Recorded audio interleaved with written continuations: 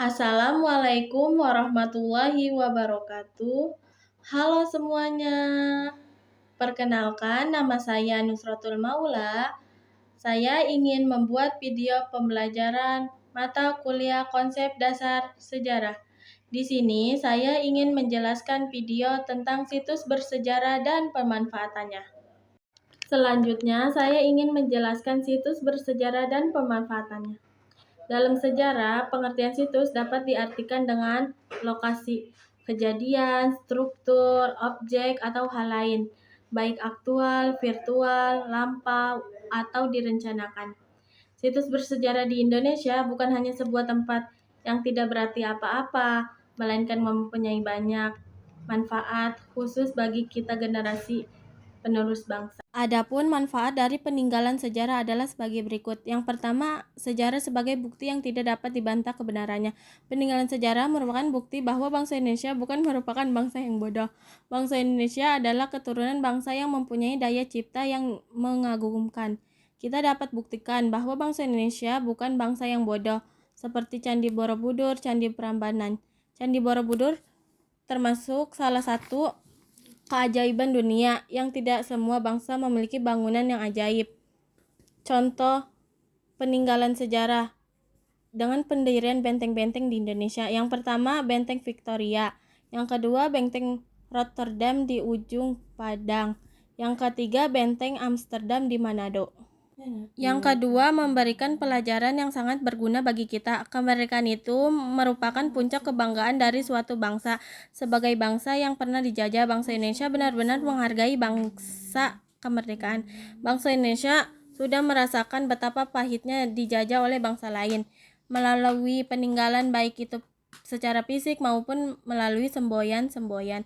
Sebagai contoh, berupa teks proklamasi maupun bendera pusaka yang dijahit Ibu Fatmawati. Yang ketiga, memajukan pariwisata dan devisa negara. Dengan peninggalan bersejarah yang masih bertahan sampai sekarang, selain bermanfaat sebagai sumber pengetahuan, juga sebagai sumber mendatangi devisa bagi negara. Banyak wisatawan mancanegara maupun lokal yang lebih tertarik mengunjungi tempat-tempat bersejarah yang tersebar di berbagai daerah di Indonesia. Selanjutnya ada berbagai contoh sumber sejarah. Yang pertama, Candi Borobudur. Candi Borobudur merupakan sebuah candi Buddha yang terletak di Magelang, Jawa Tengah. Candi berbentuk stupa ini didirikan oleh para penganut agama Buddha Mahayana sekitar tahun 800-an pada masa pemerintahan Wangsa Sailendra. Borobudur juga merupakan candi atau kuil Buddha serta monumen Buddha terbesar di dunia. Maka Borobudur diperkirakan dibangun sekitar tahun 800 Masehi. Kurun waktu ini sesuai dengan kurun antara 760 dan 830 Masehi, yang merupakan masa puncak kejayaan Wangsa Salendra di Jawa Tengah, di mana masa itu Yang kedua ada Candi Prambanan. Candi Prambanan merupakan kompleks candi Hindu terbesar di dunia yang dibangun pada abad ke-9 Masehi. Candi ini dipersembahkan untuk Trimurti, tiga dewa utama Hindu yaitu Wisnu, Siwa, dan Brahma. Prambanan merupakan candi Hindu terbesar dan termegah yang pernah dibangun di Jawa kuno. Pembangunan candi Hindu kerajaan ini diawali oleh rangkai pikatan sebagai tandangan Candi Buddha Borobudur dan juga Candi Sewu yang terletak tak jauh dari Prambanan. Candi Prambanan sendiri pertama kali dibangun sekitar tahun 850 Masehi oleh rangkai pikatan dan secara berkelanjutan disempurnakan dan diperluaskan oleh Raja Lokapala dan Raja Bailitung Mahasambu. Yang ketiga, Lawang Sewu. Lawang Sewu merupakan gedung bersejarah di Indonesia yang berlokasi di Kota Semarang, Jawa Tengah. Gedung ini dahulu yang merupakan kantor dari The Netherlands Industries Foreign Marseille atau NIS. Lawang Sewu dibangun pada 27 Februari 1904 dengan